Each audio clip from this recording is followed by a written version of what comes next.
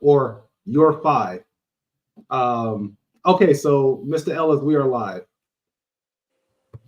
All right, So so first of all, Kyle, let me correct you on one thing. Stop calling me Mr. Ellis. I know I'm old, but you don't have to make me feel older. You can call me Chip. I promise. It's all good. it's more of a respect thing, just because, and perhaps it's just military. Like we're always sir, ma'am, that sort of thing. But I'll try my best to remember to call you Chip. That'd be fine. Uh, so for anybody who's tuning in, and I'm sure we'll have more as time progresses, this is not Mr. Ellis. This is Chip Ellis of Ellis Racing, custom exhaust builder. I appreciate you coming on. I appreciate you having me, Kyle.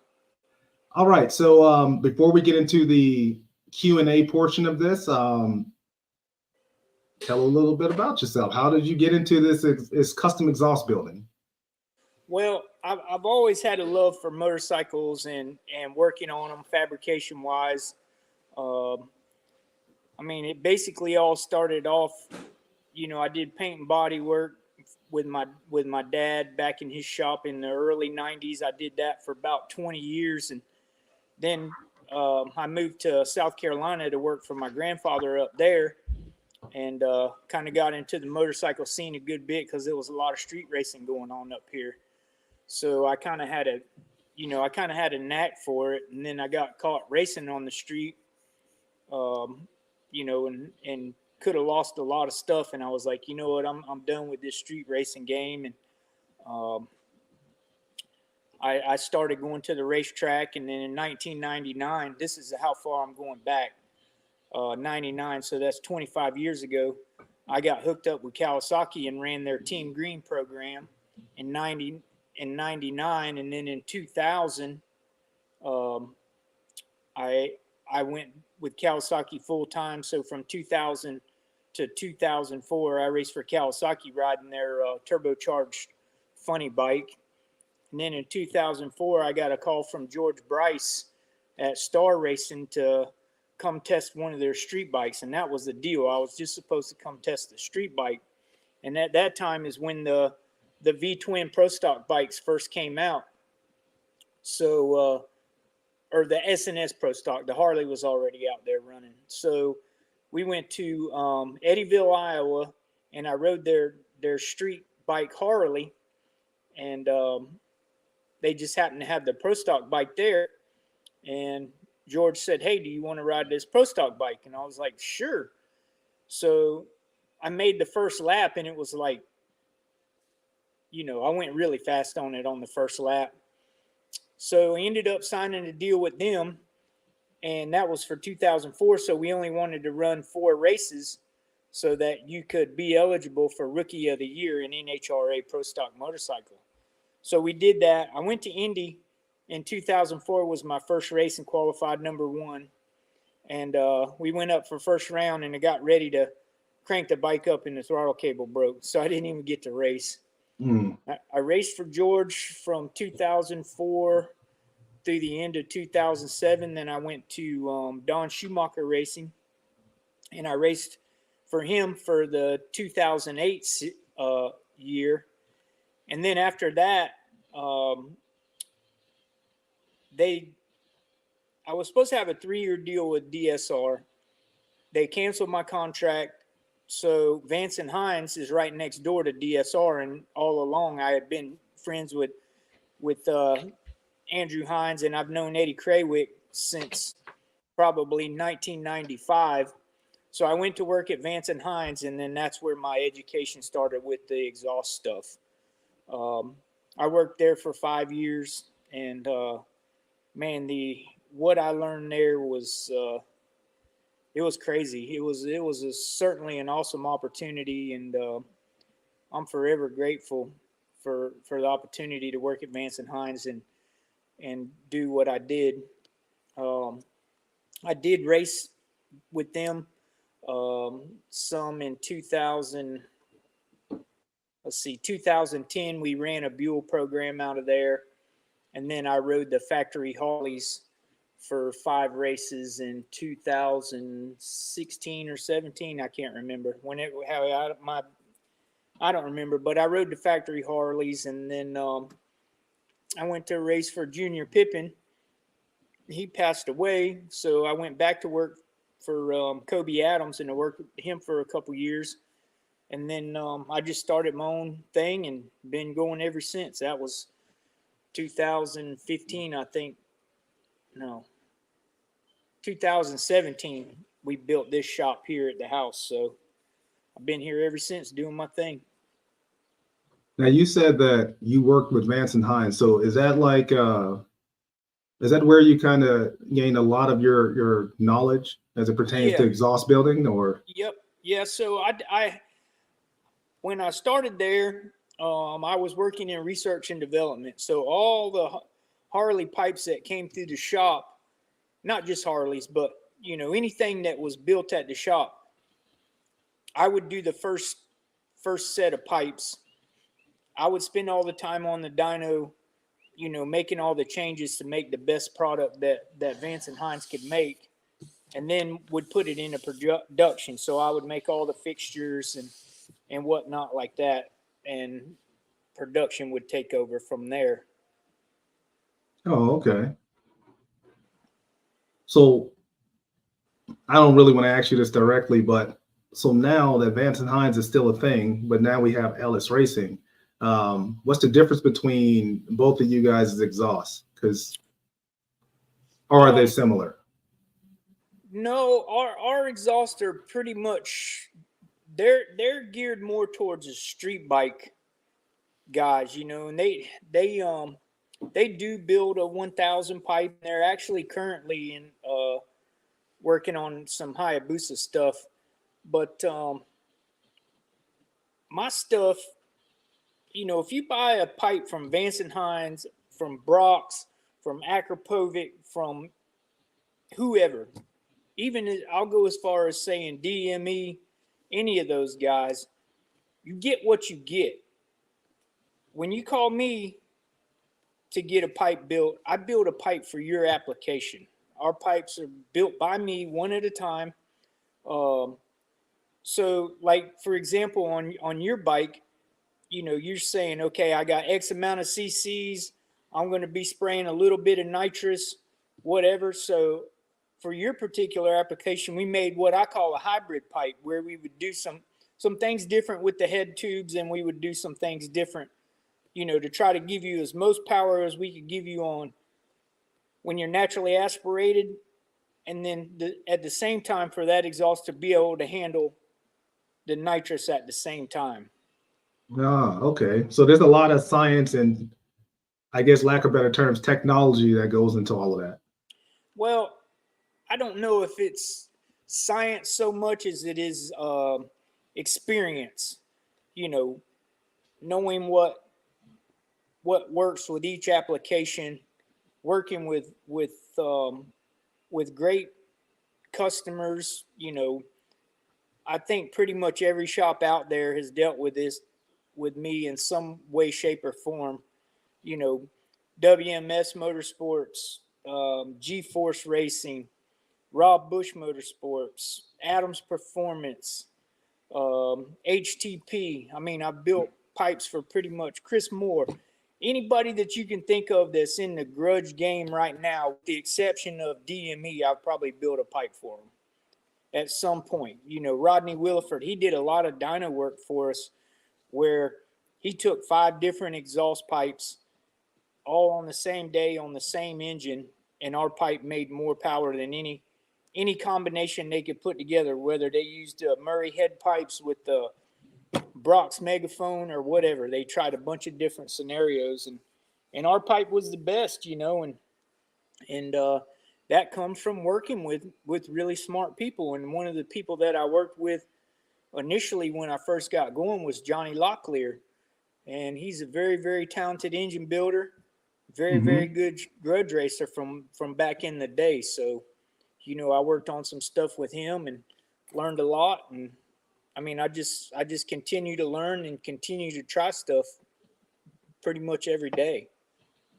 Okay. I see that Street Cartel just commented. He told me to hold it down. For those of you who are watching, Cartel came down with a bug, so he's not with us, but he'll be able to send his questions via chat. So he's kind of still with us. I was going to go into the 4 to the 2 into 1 and then 4 to 1, but I'll just kind of talk about how me and Chip kind of met. Now, I got you. So like in the scene, right? Everybody knows I talk about my projects, right? And I was looking for something that was like different, you know? And so what I tried to do was do the pigtail exhaust that normally is on Gixxer 1000s. I wanted to put that on a Busa. Well, long story short, I ended up running into Chip, and then Chip told me, do not do it because I'm gonna lose horsepower. And actually, I would like him to elaborate it because my feelings was hurt. You remember that conversation, Chip? Oh yeah. My feelings was really, really hurt. Well, you're not the only one I've had that conversation with, and this is just based off of that kind of what I was saying a little bit ago, that I build all the pigtail pipes for HTP, and we only build them for 1000s. We've done a couple for some ZX10s, but you know, they've all been for GSXR 1000s, 2017 up. So I asked Cecil, I said, why aren't you doing the pigtails for Hayabusas and ZX14s? Because I get calls on them about it, you know, from time to time. He said, we've tried it. He said, for whatever reason, the Busas and the ZX14s, the big bore bikes don't like that particular setup. So therefore, that's why I tried to talk you out of it. Well, when you did try to talk me out of it, you know, I was hard-headed. So what did I do? I called HTP to talk to Cecil. And what did Cecil tell you? And he said the same thing. He was like, yeah, like basically, if you want this pigtail, you can do it. You know what I mean? But more than likely, I think he said something crazy like when they tried it on a 14, I think they lost like 20 or 30 horsepower or something like that. Yeah. You know, and that was the 14. So he was like, well, you know, based upon, you know, what I'm working on, my application, he said I could try it. And so what did I do? I called you back bothering you about it again, you know, and you just basically told me again. I think like what I told you, I said, I'll build it for you if that's what you want, but it's not going to work. Yeah, and yeah, you did I've say done that. For people. I mean, some yeah. people, you know, they want what they want, and it's like you can tell them, okay, this is not going to work. That's okay. I want it anyway. So, you know, I've done that, and I've worked with some guys that have had, you know, the simulator stuff. Man, the simulator, I'm not going to say which customer it was, but we went back and forth, round and round and round and round. I'm like, listen, man, this is not going to work. This is on a ZX14. He's wanting to build a pipe bigger than what we run on the NHRA Pro Stock motorcycles that are making upwards of 400 horsepower on a bike that's going to make, you know, he said it was going to make 350 horsepower, but there's no way. And so I built the exhaust for him, and it don't work. You know, I mean, it's like when you have something that you know that works, that's a good place to start. You don't start way the hell off in left field with some crazy stuff. I'm telling you, what they had me do was crazy, but that's what they wanted. So guess what? That's what I did, you know? Right. I would have built you that pigtail if you just said, Chip, this is what I want. I said, all right, you got it. So you know, it's funny, like, and we have a question from Cartel, but it's funny because initially, and I had talked to Cartel, I talked to a lot of my friends about it because I just wouldn't let it go. You know, to me, that was my claim to fame whenever my project was done. It's like I would have had the only pigtail Busa running around in the streets. So I was willing to pay the money. But the problem was you sat there and you were just kind of like, yeah, okay, well, I'll build it for you. But when it doesn't work, you're going to call me back and make me build something else. And that's double the price of essentially of what I would have spent initially. So I took your advice. And we do have a question Chip. Which is funny because that's one of my questions. I can mark it off. What kind of sort of? I got to find it because I have a bunch of questions. Where is it? Oh, yes. Okay. So he says he'd like to know how you choose your material. But the second part to that question would be, for me, steel versus titanium versus inconel. So which is better, and why do you choose whatever you choose to build your exhaust? So I use 304 stainless steel. Um, some people call it 20 gauge. Some people call it 035. That's what I typically use um, on the stuff that I build because it's the lightest that you can get without going inconel or titanium. That's why I use it, and I use the tubing from a company called Rath Gibson, made in the USA. So I don't use any Chinese or you know the materials that I use are the best that can get, and that's why our stuff's expensive. I mean, one U bend, an inch and 3/4 U bend, which is what's coming out the cylinder head on your motorcycle, is upwards of $50.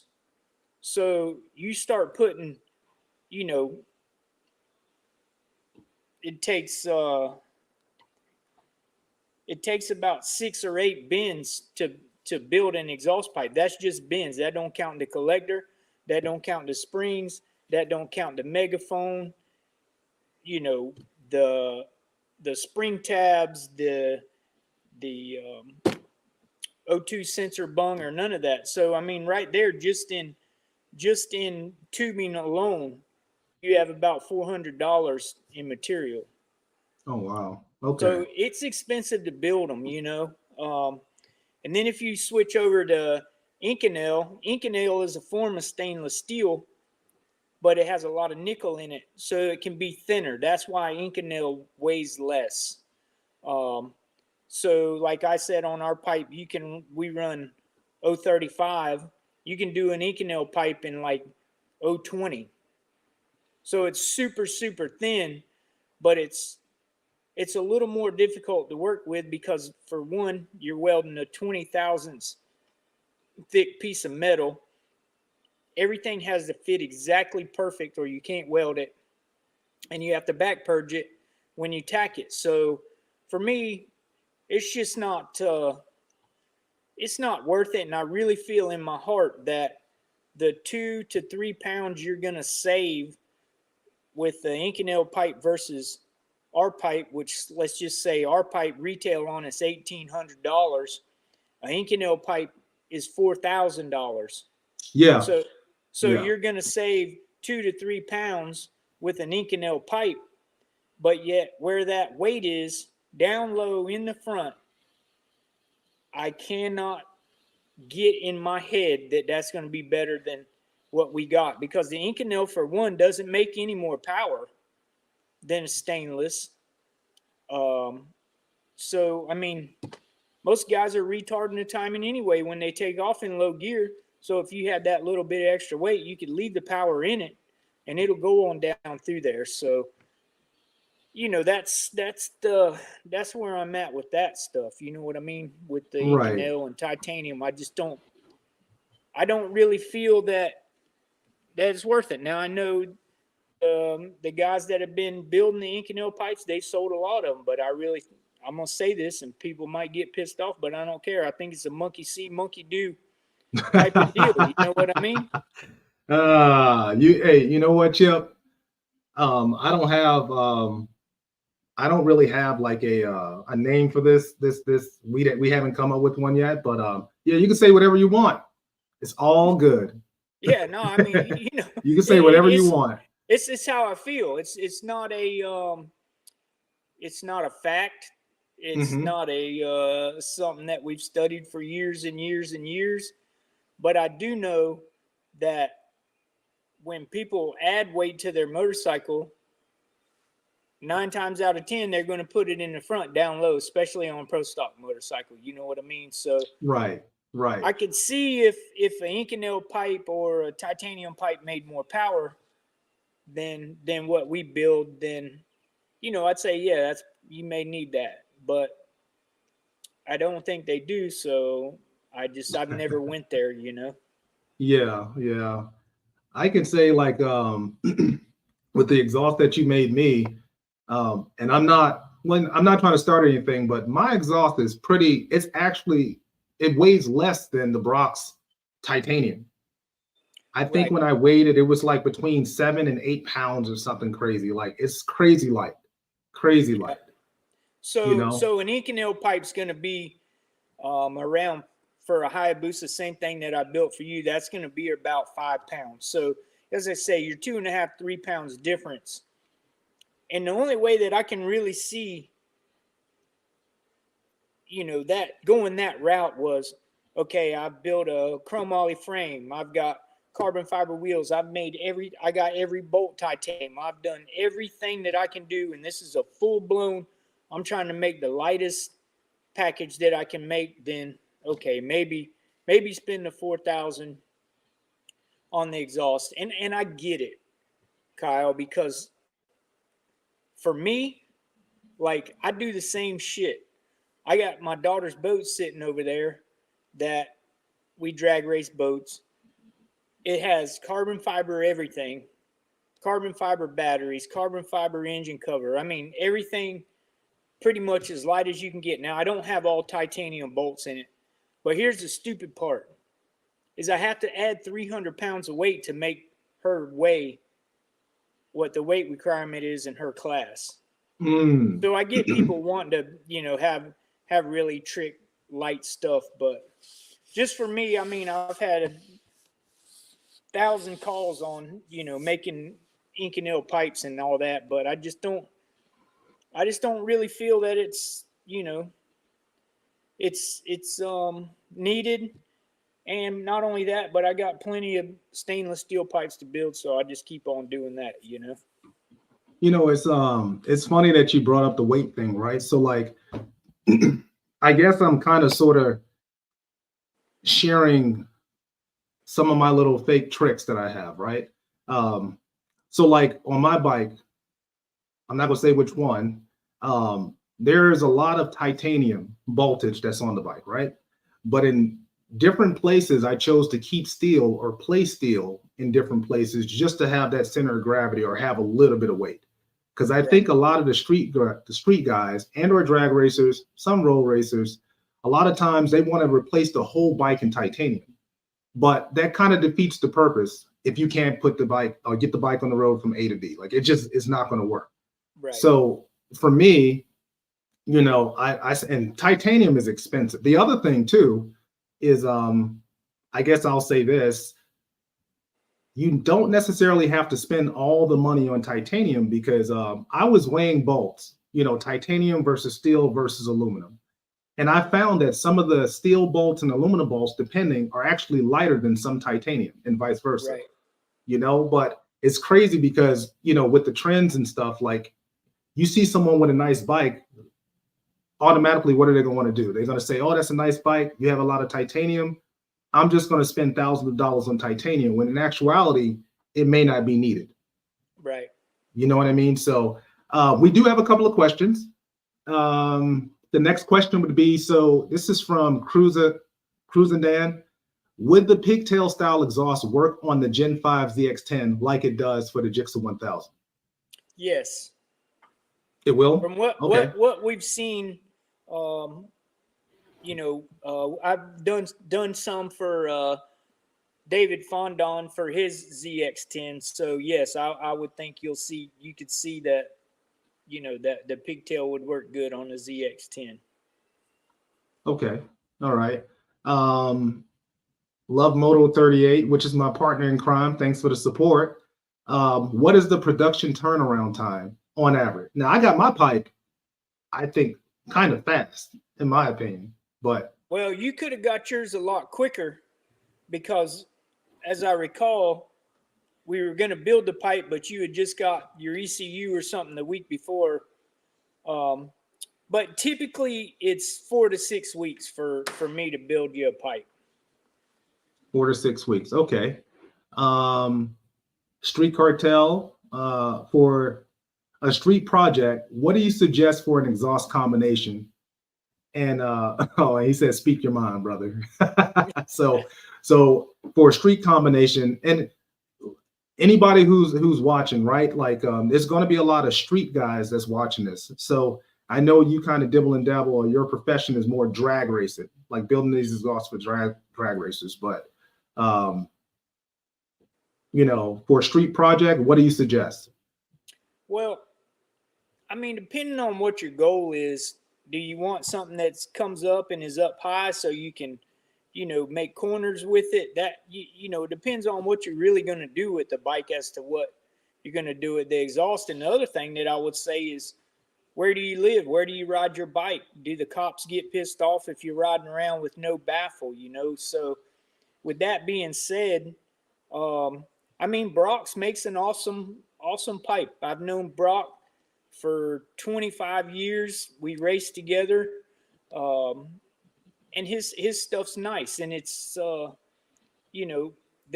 Akrapovic stuff is really nice, and it makes a lot of power. It's really expensive, but for that type of underslung pipe, we don't really do anything like that. Now we did do some of the underslung pipes for some of the ZX14s that race XDA in the super stock class because they had to have baffles and everything like that. So, I mean, we have done some of that stuff, but that's not typically what we do. Okay. Oh, fresh. Okay. Yeah, kind of. So he's asking the question, was this for the S1000? I'll just say, like, for all of my projects, because they're still projects, they're all a combination of everything that we're discussing right now. So I guess in a sense, yes. And then of course, Trulong says you definitely need to weight where it matters, which in drag racing you do. So going back to what I was saying, so when I was talking to Chip about the exhaust, I wanted the world. So I wanted like a 1 pound exhaust, you know what I mean? That was made out of titanium and inconel, that was pigtailed. It was just a bunch of stuff that I wanted, but I don't have a picture of it.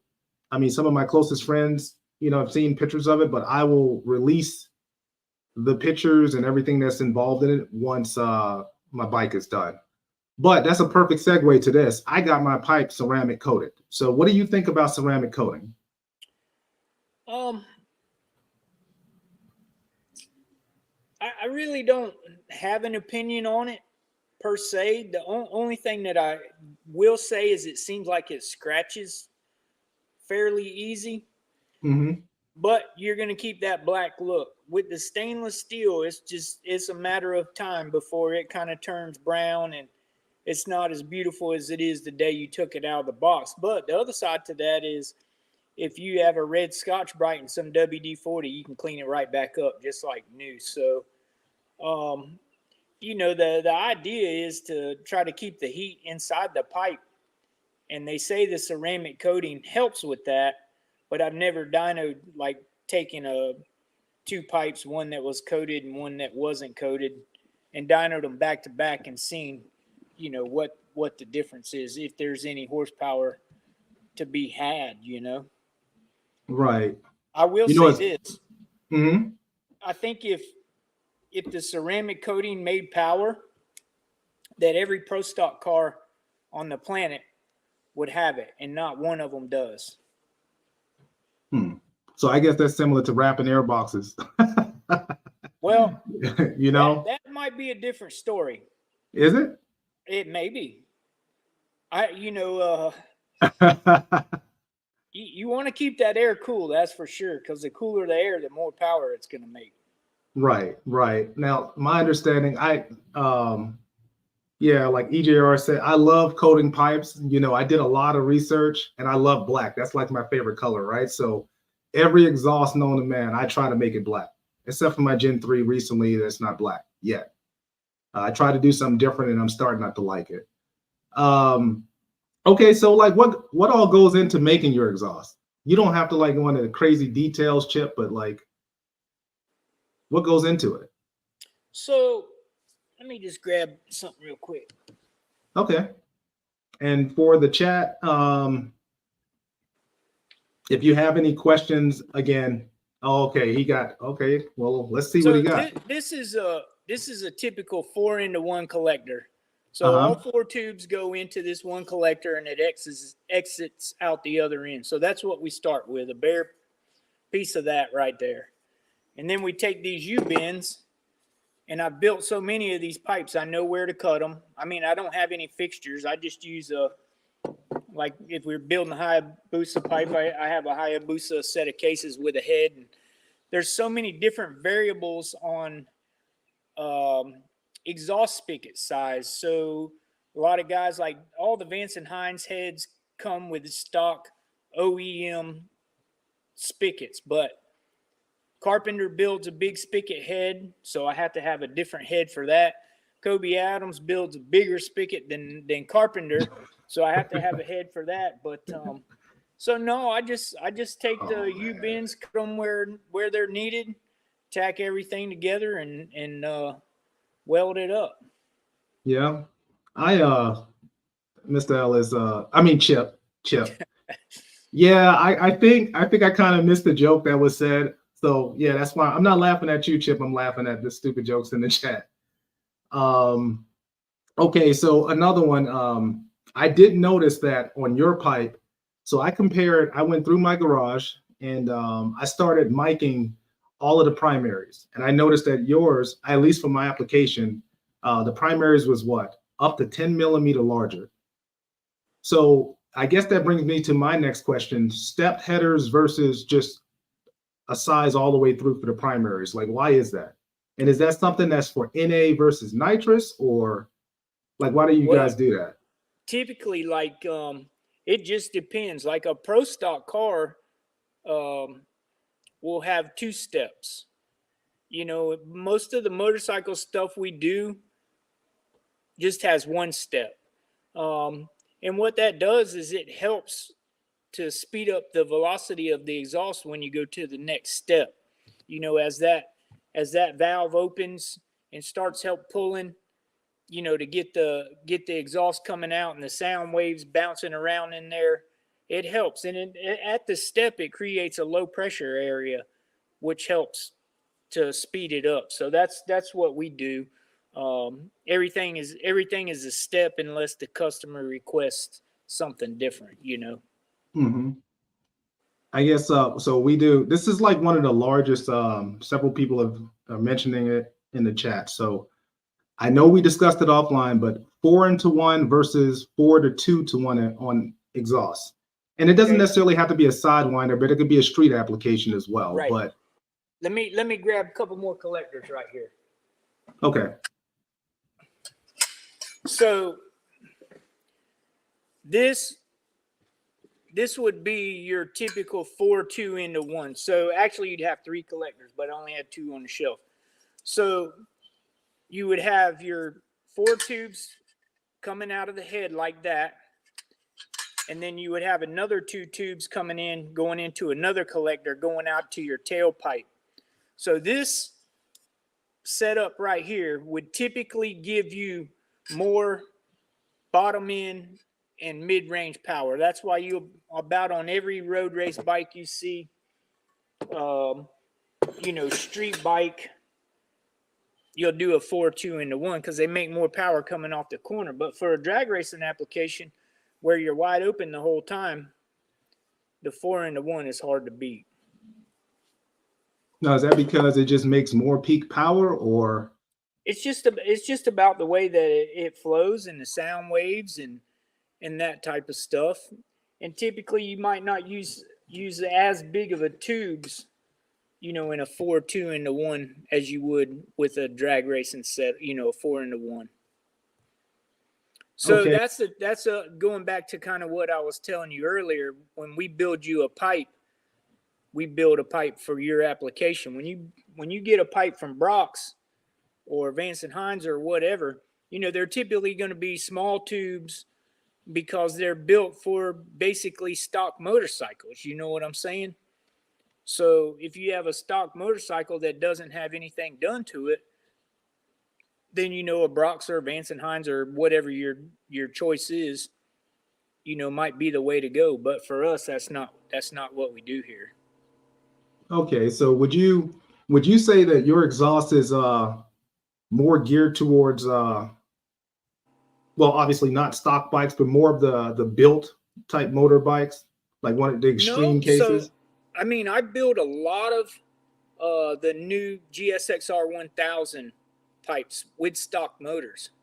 But there again, it goes back to okay, I'm building you what you want, but 9 out of 10 of those pipes are, they're drag racing them. They're not riding them on the street, so they're looking for that peak horsepower. Because once you let that clutch go at 9,000 RPMs, the things that between 12 and 14,000 the rest of the time. So it's making that peak horsepower. Right. I know, a lot of the guys for street, um, because again, like I said, I went through and mic'd all of my primaries. And when you talk about 4-2-1, 4-1, so let's apply what you just said to roll racing, because I mean I drag race too, but like the vast majority of chat will probably be more on the roll racing scene. So would you then venture to say that the 4-2-1 is probably more popular, or it would be a whole lot better for your application if you're roll racing versus drag racing? I mean, what do Well, you I think guess about I that? guess the question that I would have, I've done some pipes for roll racing guys. The question that I would have is when you guys are rolling in at whatever speed you're rolling in at, what RPM are you taking off at? You know what I mean? If you're taking off at 5,000-6,000 RPMs, then that first initial hit, your 4-2-1 might be better. But I think as you get going, how far do they roll race? A half a mile? There's what is it? Half mile, Five what is it? eighths, and then Nine nine tenths, ten. and then of course like mile types, like full on mile type Right. stuff. So I You know. still think in that application, that initial hit, if you're leaving at 5,000, 6,000 RPMs, the 4-2-1 might be better right there when you hit it. But once that sucker gets open, you're not, you ain't going back down to 8,000, 9,000 coming out of a corner anymore. You're wide open. You're on the pipe. You know what they like to say. Right, right. Okay, so I think that's good information for the average roll racer then. So 4-2, I chose the latter, but my bike isn't necessarily, well, you know what's going on with my bike, so I think I'll be okay. Hopefully. Well, and we're not Hopefully. talking about like crazy, crazy gains through the middle. You know what I'm saying? You Hmm. you you might see 3 or 4, maybe 5 horsepower from say 6 to 9 or 10,000 RPMs. But after that 4-1 just runs away from it. Right, Typically, from what we've seen on the right, dyno. right. I guess though, in a situation like that, let's say like you got, this is just bench racing, but you got two racers sitting there and one's 4-2-1, one's 4-1. What happens when the 4-2-1 gets in front of the 4-1? Do you think, I mean, granted, is based upon your application, but do you really think that the 4-2-1 or the 4-1 will catch that 4-2-1 with I several guess bike depends lengths? on how far you're going. Oh You yeah, know what I mean? yeah, And like I said, if you're drag racing a new GSXR 1000, you're going to leave at 8,000-9,000 RPMs anyway. So you're not going to be down there where the 4-2-1 is giving you that benefit. right, right. I do know, like, I was talking to, and I'm not going to say the business's name, but but they're reputable, of course. And they said that your pipe. Well, first and foremost, I follow a lot of KO like grudge racing, so you see your pipe on all of the bikes, right? But I do see that, or I was told that your pipe on average makes like, it was something crazy, like depending on the RPM, it was like 20 to 30 horsepower more or something. So like, It why it is that? it just depends. So I worked with Richard Gadsden on some stuff, and I wasn't even there. I wasn't even a part of it. This is just what he told me. Um, that our pipe made 20 something horsepower more than our competitors on motor. a big nitrous pipe. So yes, we've seen numbers that big, but typically what we see, like our stuff over a Brock's, will be 5 to 6 horsepower more. You know, but the 20 horsepower stuff, you don't really see that too much. You know what I mean? Yeah. I always thought like the exhaust was very similar, right? So like between Aquapovic or GYTR or any of the pipes that's out there, even for drag racing, like my Tuskegee I have on my drag bike versus your pipe that I just got for my street bike. It's so crazy because both of the pipes, although they look very similar, they're crazy different. You know what I mean? Like the sizing of the piping. As a matter of fact, it's crazy too because you don't use exhaust gaskets, but my Tuskegee does. So I mean, I don't know. I don't think that makes more power, but does that just help seal? So for me, I don't use the exhaust gaskets because a lot of time the exhaust gaskets will hang down in the exhaust port, especially if you have a cylinder head that's been ported. They open it up bigger than the exhaust gasket. So that kind of goes back to what I was telling you. When I build them one at a time, I build them right on a Hayabusa engine or a 1000 or whatever the particular application is that we're working on. I build it right off of that, and everything is tight, when it's all tacked together. So when we pull it off of the engine and weld everything up, it's already been fitted, and we know that our billet spigots are fitting up in there just perfect. So therefore, we don't have a need for exhaust gaskets. And Yeah. if a pipe is built off of a fixture or whatever, then it's not always exactly as perfect, I think, is what you can do if you build it right on the motor. All 4 tubes are hooked together all at the same time, because typically that's not what you would do on a fixture. You would build, like 1, 2, 3, 4, and you weld them all up and you put all those tubes in a box and you ship them. If you was to take your buddy's pipe that I built, they're all my pipes are just a little bit different in some way, shape, or form because I don't have a fixture. They vary a little bit.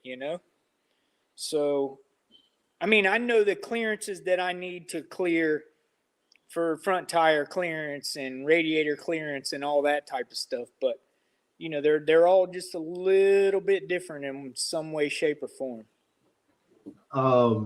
When you talk about clearances, I remember I had to measure for my oil filter, right? Uh-huh. Because the one thing that irritates me about my Sidewinder is like I have to do so much work to change the oil. So I ended up putting a relocator on it. But I think in the street game, when you talk about roll racing, everybody wants the lightest bike possible. And at first, it made me mad because I didn't want to. I wanted my pigtail, of course, and I didn't want. I remember you telling me like you could push it out a little bit, but then still, I ended up getting a relocator just because the angle that I could turn the oil filter was easier to access versus it just sticking right behind the collector. And so, you know what upset me about that, Chip? The fact that it technically added weight. Technically. But then I turned around and I said, well, but that's not a bad deal because the weight is at the front of the bike. You see what I mean? So I guess I'm bringing that up just so that most people, like, you said it earlier, it's about, where you're putting the weight that makes sense versus just making this crazy light thing that can get down the road per se, or you know what I mean? Right. Like it just, I had another question for you, but Chad hasn't had any questions. So what is the difference between, so your reverse, what do you call it? Reverse cone you said it earlier when we were talking, reverse. The reverse cone that goes on the end of the megaphone? Yeah, that. Like, what is that? Because the next question off of that will be the baffling, but we'll get to that next. But yeah, the reverse cone thing. You was explaining like the science behind it one day when we were on the phone, and I So, didn't understand it. so as the gases come up, that megaphone that's, shaped like a megaphone, a cone, the sound waves, as it gets bigger, they slow down. So you put that little reverse cone on the end, and then it helps it speed back up to, to make the exit, and therefore it makes more power. I mean, we've tried it several different ways, several different sizes. And I do some different sizes depending on whether it's a nitrous bike or naturally aspirated. So, I mean, there again, that's more of a thing that we've tested, on the dyno more than the science of it. You know what I mean? And I'm not a scientist, when it comes to all this stuff. I'm a put it together. Let's go try this and see if it works. If it don't, we'll cut it up and try something different, But the one thing about our megaphones is I have our megaphones made with a certain degree of taper and a certain length that through that testing, we know that that setup works. You know what I mean? Right, right. And then I guess the age-old question, regardless of what type of facet of racing you're doing, do I delete the baffle or do I keep it? I always think that the baffle is going to hurt the power some way, shape, or form. I mean, we've seen it on like I was telling you, we built the ZX14 pipes for some of the super stock guys, and if we took the baffle out, it made 1 to 2 more horsepower, because it's a restriction. Right. Well, that restriction is noise, though. You know what I mean? Like without a baffle, yeah. oh No, my I mean, God, you got to have it if you're going to ride on the street, especially if the police where you're at are, they're not really friendly to that. But it definitely helps quiet it down for sure, without a doubt. I do have I guess a practical application, but then I mean this was all motor and then nitrous. But I did get a dyno, like when I tuned up my drag bike, I had the baffle in, and then we actually pulled the baffle out, and we did make more horsepower. But I just kind of thought you wanted to, to see what you thought about the baffle versus taking it out, leaving it in. Typically, too, I mean, if you're going to take the baffle out, then it would require a different tune, because you should be able to burn more fuel. You know what I mean? And more fuel you can burn, the more power you can make.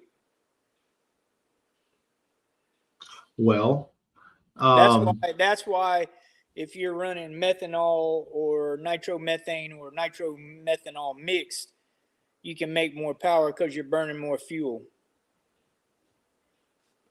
Okay, so EGR performance, he brought up a point. So it entirely depends on the baffle and the pipe. So I guess the baffling for the pipe is what he's alluding to. Would you agree with that? Like it does depend on that? Or the application, if you're building the exhaust pipe to run the baffle, then I would say, yeah, that could possibly be true. But our pipes are built to run without a baffle. So, I mean, we have put baffles in. I have baffle material on the shelf if somebody wants one. But, I mean, our stuff makes more power without the baffle. Without it? Yeah.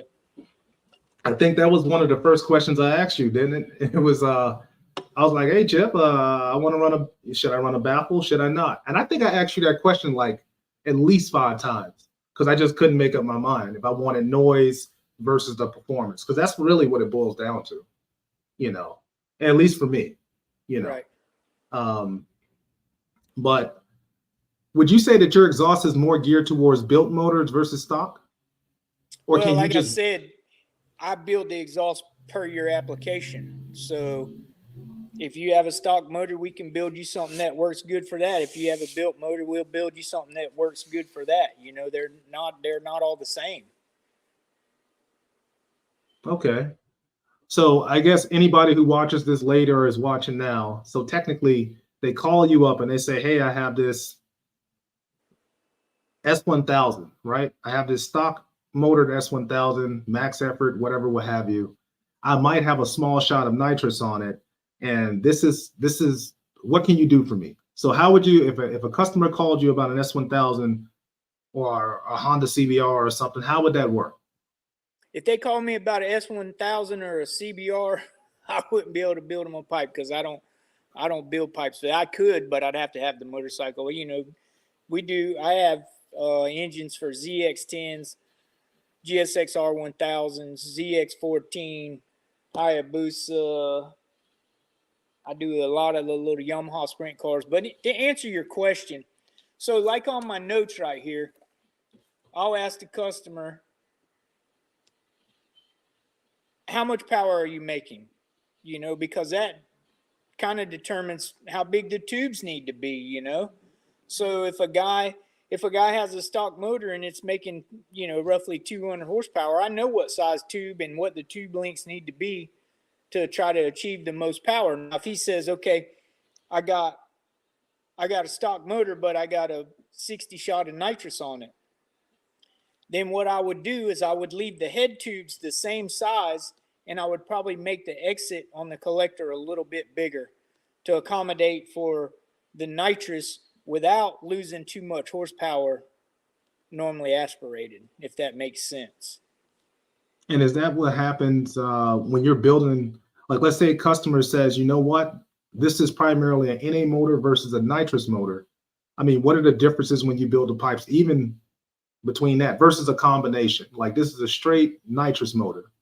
So if it's a straight nitrous motor, it gets big tubes. It gets a lot of big stuff. You know what I mean? Because typically most of my customers that have a nitrous Hayabusa, they're making 500 horsepower. You know what I mean? So you have to have a big exhaust to get all that stuff out of there. You know what I mean? So like from a stock motor pipe to a nitrous pipe, you're going from, you know, 1 5/8 out of the head to 1 3/4, you know, on the step. Whereas a nitrous Hayabusa pipe, you're 1 3/4 out of the head and you step it to 2 inch. So, you know, it's a big difference, you know. And like I said, we try to build our stuff for whatever you have, whether it's a stock SS1000 or whatever the BMW is, GSXR or whatever. I can build you something that will work because that's what I'm building the pipe for what you have, not for what I have on the shelf, you know. But you need the entire motor to do it, though, right? No. Only thing like you were talking about the BMW and the new Honda. I don't have fixtures to do that, but for what I do here, I have engines. I have a set of cases with a cylinder head on it, and some of my engines have oil pans. Some of them I just set them on the table, depending on, you know, what we're doing. So I guess even though I already went a different route, technically, when I was searching or thinking about what I wanted to do for one of my projects, I could have just gave you my extra motor and said, hey, Chip, I didn't know you at the time, obviously, but like I could have. And you could have made me a S1000 pipe. Yeah, well. But if like, I mean, I do a lot of weird stuff. People call, matter of fact, I got a guy that's supposed to come next week with a 92 GSXR 1100. You know, I don't have fixtures for that stuff, so they bring the whole bike. If somebody has a 460 bike, you know, the 460 bracket class that's a old Pro Mod with a GS motor, I have them bring the bike and we just build everything right on the bike so that it fits, you know. Right. Well, I'm gonna give you a little. My shop's kind of a mess because I got a lot of shit going on right now, but I'm gonna flip it around. But that's my pile of motors. Can you see it? Yeah. We can see it. I don't know. Let's see. Although, Chip, you're turning it sideways. You're a little sideways, but yeah. Man, I'm telling you, dude. So there's all the engines that I have Uh-huh. right there on the floor. And then all under there, all, I got GSXR 600s, I got ZX14s, 1000, 07, 08, 05, Mm-hmm. 06, ZRX 1100. I've done quite a few of those ZRX 1100s. And then we got my favorite stuff right here, which is these Mercury outboards. I we oh well not we well kind of we there's a collaborative thing going on behind the scenes and Chip I'll speak with you once I speak with them and see if we can get a little something going for the S1000. Um, yeah, I guess it's kind of like too late just because I spent all my money doing what I did to the Aquapovic that I have on my bike, but yeah, we have to talk offline about that. Now, I guess my other question would be like, how did you form this relationship with like HTP and Rob and all of these guys for your exhaust? Did you just make it and all of a sudden it became popular and it performed well or what? Because your Man, Tater gun is like everywhere, so you know? I've known all these guys forever. I mean, Uh-huh. I've been drag racing motorcycles since the early 90s. So Rob Bush and I have been friends since probably 94, 95. We used to race together. Actually, Rob's really the guy that I first started going to the racetrack with back in the mid 90s. When I moved to South Carolina from Florida to go to work for my grandfather, Rob was the big man on the block. He had a GSX R750 and he had 1100 motor in it with nitrous, and I had a FZR 1000, and we used to go out and knock them off all the time. And then I just started riding a lot of other people's stuff, so I didn't really do that. And then I've known Cecil from back when I raced for Kawasaki. He used to work for a fella named Sonny Fishpaw, and just from my years of being around it all the time, racing with Kobe Adams back in the day, I know a lot of people. What the coolest thing is that most people don't know about what I do is half of the pro stock cars in NHRA run our stuff. I mean, I don't do a whole lot of cars, but the cars that I do are really badass. I've done a lot of those brand new Copo Camaros, the factory stock drag cars, a lot of the Hemi shootout cars. You know, we do a lot of cool stuff. I've even done some snowmobile stuff where these dudes are crazy. These Snowmobile stuff. turbocharged, yeah, What? turbocharged, crazy stuff. I've done twin turbo, um, Dodge Challengers, all kinds of like really cool stuff. Do a lot of grudge cars, big nitrous 959 cubic inch grudge cars, and I don't know. I just do a little bit of everything here. Yeah. Um, okay, so like I said, the average person that's going to watch this, because I didn't really want to focus too much on drag racing. Roll racing is the new hotness, right? Yep. So my question would be, if for the average street racer, what do you think about moving from the typical 421 Aquapovic or whatever, just a conventional exhaust to a sidewinder instead? Is there any pros and or cons with that? So in my pro stock experience, the only thing that I could see that would be a hindrance of the sidewinder versus, Akrapovic or whatever is the aerodynamics. You got that pipe sticking out the side of the motorcycle where the Akrapovic or whatever goes up underneath the bottom of it and everything's tucked in better. That would be the only thing that I see would be,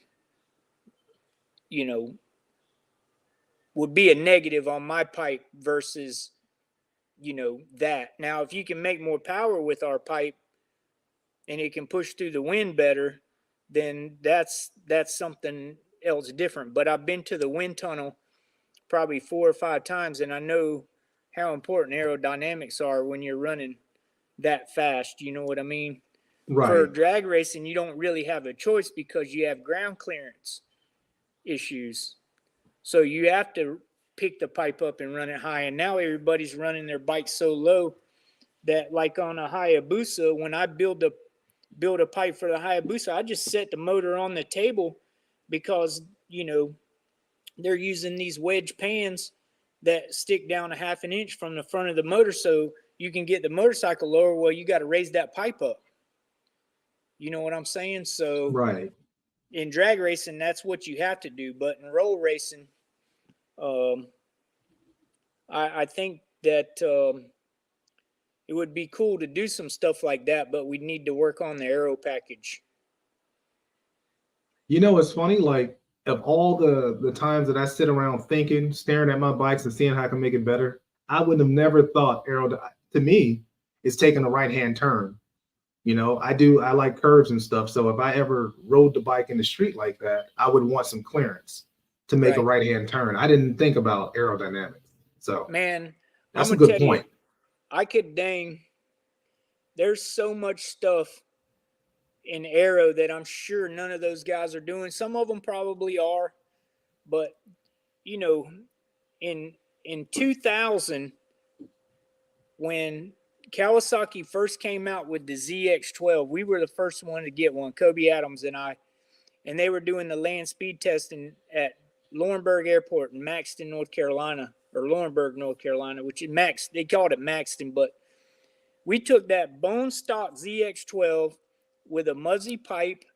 The engine was bone stock. Now we lowered it and we did some of our aero tricks that we know. And we took that motorcycle and we ran 203.620 right off the showroom floor with that thing in 1999. We did the same thing with a ZX6, a 1999 ZX6 stock motor, carbureted. We went 177.515 with that thing, and it took them like 10 years to break those records because of what we were doing with aero stuff. And it's not nothing that's like crazy. It's just stuff that a lot of people don't know about. You know what I'm saying? Well, these days, I mean, these roll racers, man, they got aero disc. Those discs that they're covering wheels up with for aerodynamics. I think they got some that covers the front now. And to me, I got expensive wheels, so I kind of want to show it off, but I understand, like in theory and concept, I understand, but for now, I haven't gotten behind it as of yet. Right. I'm entertaining the thought, but no. If they're doing it, then they probably know a lot of the tricks, but Chip, there's some bikes out there it's so crazy, man. Like 200 miles. Like, so I went to a land speed, right? Like, I was, I'm heavy, of course, and I don't think I broke 180 something miles per hour, and that's when I learned, like, it's very difficult to not only go 200 mile per hour, like a legit 200 mile per hour, but weight is a big factor in racing. Oh yeah, for sure. For sure. I don't want to change like the topic, but yeah, so yeah, there's some guys out here that's it's stock motor or halfway built motor, heading cam, whatever, and they're 200 some mile per hour. Right. And, well, I don't know about half, but I think in, what do they call it, 9/10 or a mile? Like, yeah, they're definitely over 200 mile per hour. Yeah, I mean, I wouldn't doubt it. When I'm talking about what we did that. That's 25 years ago. Right. When we run 203 miles an hour on basically a stock motorcycle with just some little bit of aero stuff done to it. So I know they're running way faster than that now. I've heard of Chris Moore running over 250 miles an hour out there on one of them turbo Hayabusas, Well, now I don't know about Chris Moore, although I did speak with Chris Moore and Richard Gadsden as well. So eventually, once I get my life together, they'll be on and we'll probably touch on this stuff. But there are I think I only know of one turbo bike that's always posted. It's Brett's bike, Brett 60-foot Killer's bike. Yep. He's big into the drag race, and I'm pretty sure you kind of Yeah, I know him. know who you Yep, know who we've he done is. some pipes for him before. Yeah, yeah. And I talked to Brett here and there, drag racing wise, anyways.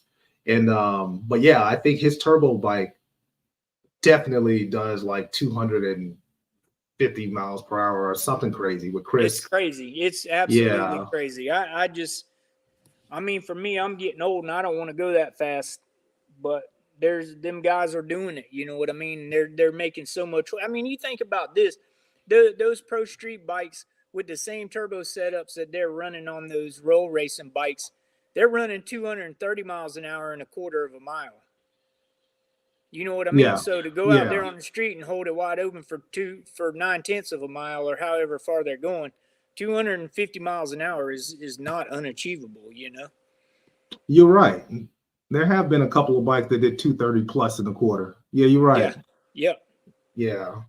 But I mean, these bikes are what, 700, 800 horsepower bikes. I don't know if you can put that down to the street versus a track that's prepped, because it's even, you know what I mean? It's still difficult. The thing is, yeah, it's a street. I get that. But with traction control and all the technology they have today with wheelie control and that control, and you're right. You probably can't put that power down, but you can manage the power. You know what I'm saying? Yeah, yeah. I think a lot of people like, my friends, my closest friends, like when we talk about, even when I talk to, my builder and stuff about these 700 horsepower bikes, where the hell are you going to put 700 horsepower down in the street? You know what I mean? Like, I just don't, I don't know. But I think that, so for me, like I think you've answered most of like everyone's questions, including mine. I'll open it up to chat to see if they have any more questions. And then Chip, you got it. Look, where's my Ellis racing shirt? I need one myself. Where is my shirt? I actually called the t-shirt guy the other day and I told him, I was like, Ken, man, I need some shirts for the boat race team. So I will get one and get it headed your way. Yeah. All right. Well, just something that says like Ellis Racing. You know what I mean? Okay. I've been on a t-shirt kick. We call our little boat racing team Ellis Family Racing because my daughter Mackenzie drives the boat. So it's a family thing. Yeah. I don't. It's funny. Like I'm still debating whether and we talked about this, whether I'm gonna swap over my Tuskegee for obviously one of your exhausts. But hey, maybe we should try one of those pigtails. Try a pigtail on my drag bike. I'll be so mad. I just upgraded it. I'll be so mad when I lose 20 horsepower. Oh man. Man, I'll be mad. If chat doesn't have any more questions, I'm good to go. I really appreciate you coming on the show. Well, it's not really a show, but I'll call it a show. Well, I appreciate you having me, and it was good talking with you. And listen, you got my number. If you need anything, give me a holler. I will give you a holler because I'm about to learn some aerodynamic tricks from 20 years ago. I'll fill you in on what I know. All right. Well, if anybody doesn't have any more questions, again, Cartel couldn't be with us because he's sick. But in the near future, and maybe once I get the bike done and everything happens, perhaps we bring you back on so I can explain my trial and my pros and cons of what I accomplished with my build. So I'm excited. Sounds good. All right. Thank you, Mr. Chip. Right, Thank you, Chip. I'll talk to y'all soon. All right. Thanks. See you, man. Bye.